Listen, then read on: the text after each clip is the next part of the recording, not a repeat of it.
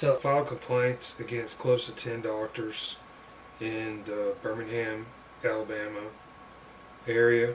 I had a broken skull injury that I took around trying to get diagnosed, and it was repeatedly ignored.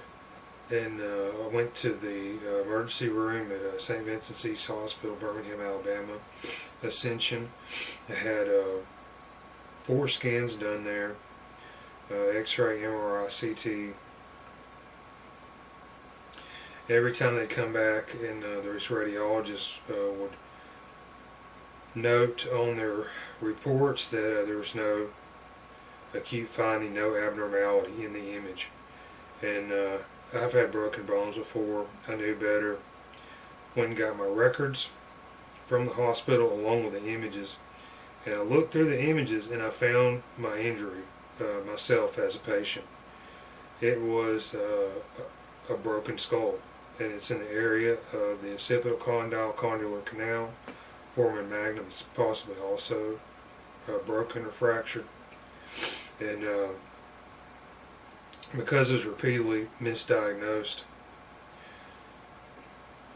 this wound, it was allowed to fester, putrefy, and become infected, and then also it became a nesting ground for parasites. And you know, most people aren't aware of this. You go around in the environment, there's lots of you know, bacteria and microscopic organisms that can lay dormant in your body. And if you have a wound in your body that does not heal, these things can be drawn to this area, and they can multiply. And this is what happened to me. It was absolutely horrible. Organisms show up in medical imagery. This was also disputed by doctors, and you know, I was dying, and I went to these doctors, pay them $300. They come back and tell me, you know, it was a figment of my imagination. All right, and you know, this is just insulting to me. You know, what really set this thing off, it was my visits to St. Vincent's East Hospital. These denials, this led to a domino effect, like a chain reaction. And I'd go to follow up at primary care physicians or specialists, and the only thing they were interested in was what the hospital emergency room doctors wrote down in the records. They couldn't care less about the images, and they could care less about the fact that the pain that I expressed to them happened to be in the exact same area where these anomalies, which are so anomalous, it's broken bone in my skull. And so what they would do is, and you know, I had family members and acquaintances do the same thing. They'd say, well, what doctor told you that your skull was broken? Because you know, they went to school for like 5 or 10 years and they make millions of dollars, so don't you think that they know best? And what happened was, you know, this was just asinine. I was dying. Family members were trying to say I was playing possum or something. I was making this stuff up. They were telling me go out and get a job, and you know, it was just how insulting. They didn't believe me because of what these doctors wrote, and then the other doctors the same thing. They would not entertain the notion that my injury was perhaps more serious because of these St. Vincent's Hospital emergency room doctors' pronouncements that had no acute finding, no abnormality. So this is unacceptable. I filed 11 complaints with the Alabama State Board of Medical Examiners and Licensure Commission. This is the group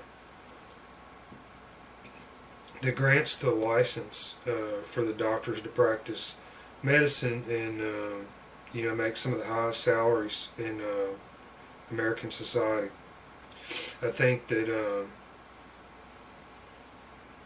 the things that they did in my case, this is a great disservice.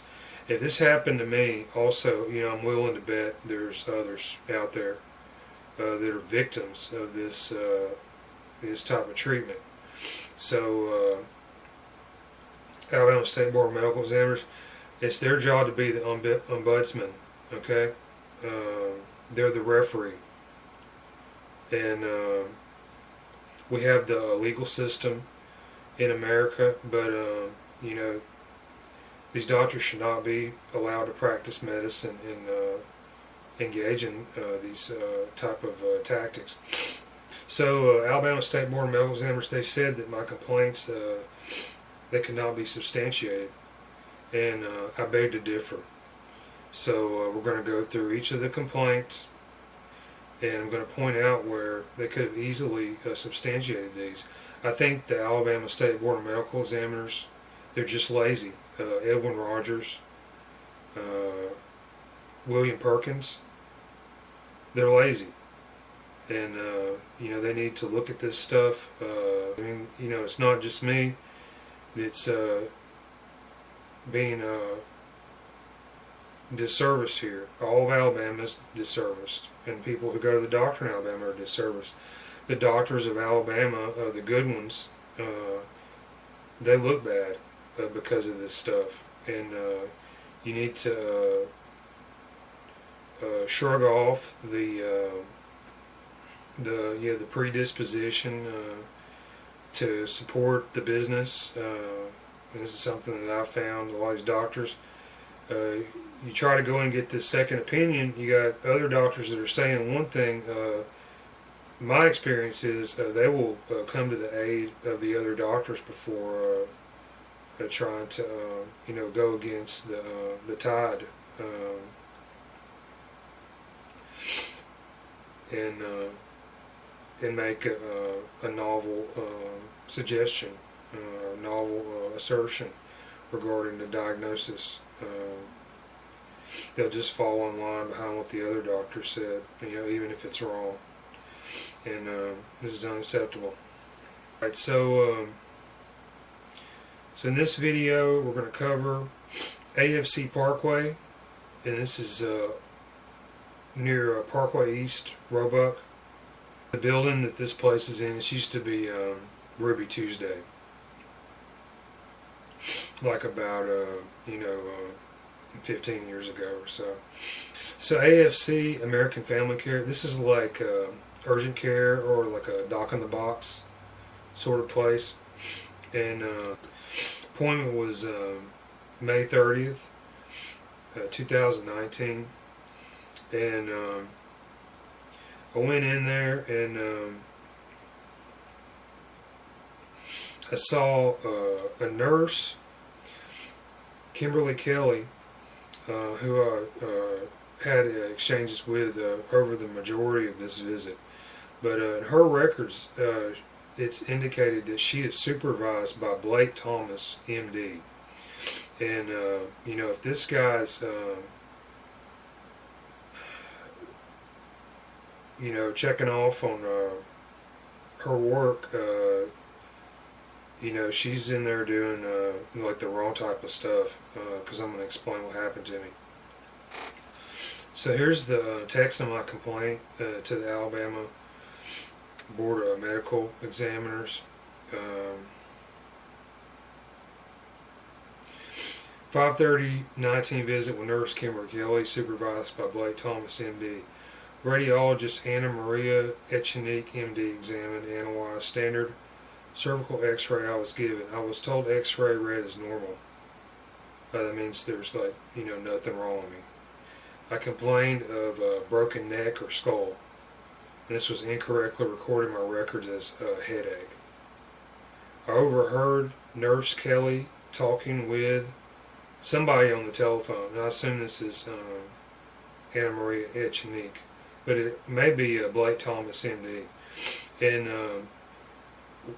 I was sitting in the the small room where the doctor comes in and does the encounter. I could hear her talking outside the room. She was on the telephone, and they were talking about my imagery, and they were discussing an anomaly that showed up. And of course, got my records later. You can see here she noted there's no anomaly, there's no acute finding. Images checked out normal.